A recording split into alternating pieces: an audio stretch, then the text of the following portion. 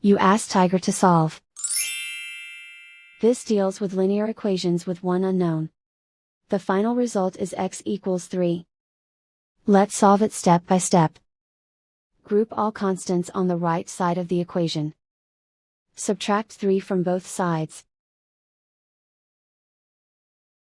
Group like terms.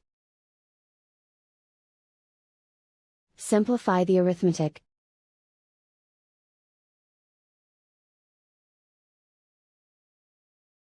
Isolate the x. Divide both sides by 4. Simplify the fraction. Find the greatest common factor of the numerator and denominator. Factor out and cancel the greatest common factor.